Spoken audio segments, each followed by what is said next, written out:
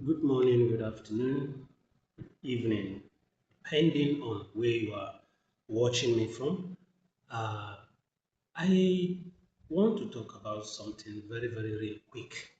Okay, I want to talk about giving, and I understand that sometimes giving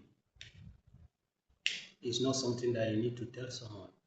We are human, we have a conscience, and we do reason as human. And what we are lacking is understanding the need of people when needed and demanding from people when it's available. Why am I saying this? Please don't cut me wrong. I'm going somewhere and allow me to land. Then you tell me your opinion at the comment section, right? So actually I understand something about giving when I was very little, not up to 10 years by then. My father is a pastor then. He was pastoring a church, and I am his second son, the second child he gave birth to. So I sometimes when Nigeria was still okay, we are still using coins, not just the naira note. Coins are even involved then. So we do go to Sunday school every Sunday in the morning before our parents will come for their own Sunday service, because then the particular church where my father is governing is just like this room, not that big. Yeah, some of the places that it will be transferred to, it will be much more bigger than this, but I just want to use this one as an example. Okay, so I grew up with that fear of God and understanding on how to give and what to give and when to give. Sometimes it is good to give what you have. Don't give or promise what you don't have. So, but I'm having a very serious issue with our church today. Let me just say my own denomination where I worship, where I was born and grew up from, the same denomination where my father once governed, yeah, back then. So I learned something. When my parents have, we give. Like then, 5 naira is big and it's valuable. Yes, with 5 naira, you can go many places within Nigeria and still have change. So we started with 5 naira, 10 naira. We even give coins. There was a time whereby they give us coins like 5 kobo, 1 kobo. And do you know if you give me then, when you give me that kobo, kobo in Nigerian currency is not up to a naira. Like if you give me 5 kobo, 5 kobo is not up to a naira. 5 plus 5 is 10 kobo. So like that until he get to 100 before it become 1 naira. Now, then if you give me a single 5 kobo coins to use as my offering, to me it's too small. Even though with childishness, I didn't understand how my parents do get that money. They don't work anywhere apart from pastoring. And how much is their salary? They give them 3 naira. Sometimes then, my father receives 3 naira as salary. If I'm lying, they should cut me wrong. I don't want to mention the year. But there's something I understand. When they give me that coins, you know the plate, be the offering box, our own is container, a stainless container, iron one. So by the time you are using that coins for offering, you know when you drop it gently, it doesn't sound. But when you give me coins, I'll disgrace you. Because when I get there, I'll just throw it into the container and the thing will just sound, a lot like that. So, as a parent, then when your child did that kind of attitude, you know how you feel. You feel embarrassed in the church, and everybody will know that it's your child that dropped that kind of a thing. So, to a point whereby I get to understand when you have, you give. When you don't, you manage what you have. I later on understand, yes, that is when maturity begin to manifest. So to a point whereby I started giving five naira, one naira from five kobo, 1 naira, 2 naira. I give 5 naira. I also give 10 naira as offering. That's how my parents teach us when we are coming up. So something that prompted me then, I was like, okay, there is time for everything. At your own little level, if you cannot afford the 5 naira, you can afford 1 naira. You can afford coins like 5 kobo, 1 kobo, like that. You get. So now I begin to like reason as someone who is growing upstairs. So I begin to reason like, so this thing, this is how it is. Now, when my parent was managing, they were giving us coins, 5 kobo, 1 naira, from 5 kobo, 1 kobo, 2 kobo, like that. We keep growing until we started giving one naira, two naira, to a point whereby we start giving five naira note, the paper note, as offering, and 10 naira manifest, 20 naira now manifest. Then before that quench, something happened.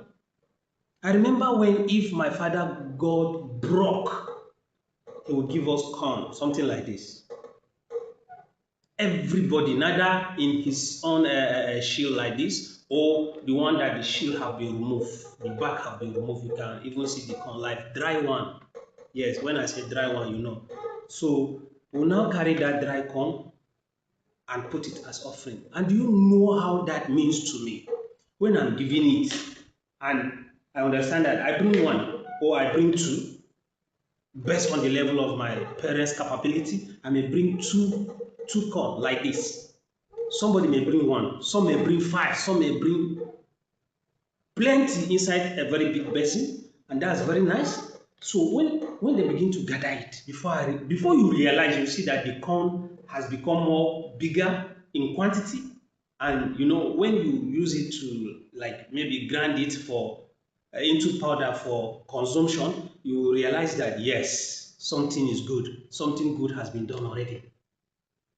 So I learned something a lot, and then there is this teaching that my father always do.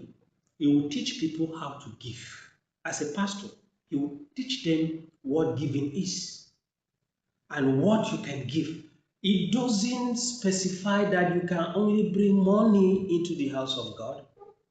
You can bring fruit, you can bring anything that you know you found, pawpaw, watermelon, you can bring avocado, anything that you know is at your own reach. So by doing that, I understand that a teaching of how to give and what to give and when to give. If you have, this is how you should give. If you don't, this is how it is. You can give something eatable, whether fruit or foodstuffs. It must not be money like ego, whatever they call it. But sincerely speaking, my people, I grew up with that, but something happened along the line when I become like this, big like this. Also a father. So, you know, a lot of teachings started manifesting. People will tell you if you do not give, you are robbing God. If you do not give offering, neither your tithe, you are robbing God. Because where is God bank? If gods have bank, well, I will rob him. The real robbery will come. Because why do you make me and leave me poor? So I'll go and rob your bank. I will sweep it to the flesh. Yes. If you tell me that I'm robbing God, if I see God bank, I will rob him very, very well so that my sin will be much bigger. I'm saying this based on my own perspective because something is happening that people are not talking about. They are not telling you something. You don't have any source of income. You are managing with your family or with yourself.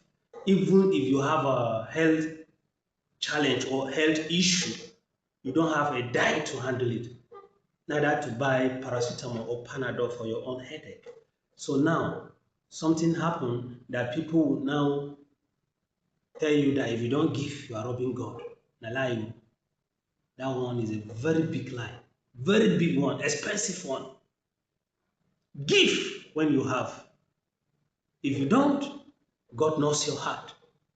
You may have something valuable that you want to use it instead of money, you can give that to God. It can be used. Everything can be used in the house of God.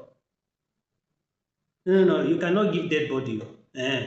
Sorry for using that one. You cannot give dead something, but animals like us in Africa, you can use cow, goat, ram, fowl, name them, whether it's chicken over, all of them can be used as offering. Like you can offer them as offering. It must not be the day of harvest and thanksgiving, but you can give that also on a special day whereby you go broke, you doesn't have 10 dime, but you have some livestock or some foodstuffs in your house. It can be consumed. Yes, you can give it to the church as offering. That's also an offering. That is the most unique offering ever that you can offer. So now, people are beginning to say some things that is giving me much concern. You didn't teach me how to make it or how to earn a living, and you want me to give what I don't have. That is the robbery. You are telling me that I'm robbing God. While you are the one robbing God, if you like insult me, it's fine. But to me, you are the one robbing God, not me. Because as a pastor, you must teach your members how to make a living, how to work, how, okay, like for example, how to turn this thing into something. You can multiply this. If you can teach them how to multiply this one to two, or multiply this one thing into 10 pieces and make money from it. Not that you use magic, but there is a way. You buy it for 10 naira, you can sell it for 11 naira. Tomorrow you still bring one and sell it. For the space of 1 week or 2 weeks, you can be able to purchase two.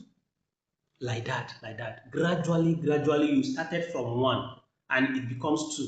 Tomorrow it becomes three. Next it becomes four. See, it become very large in quantity.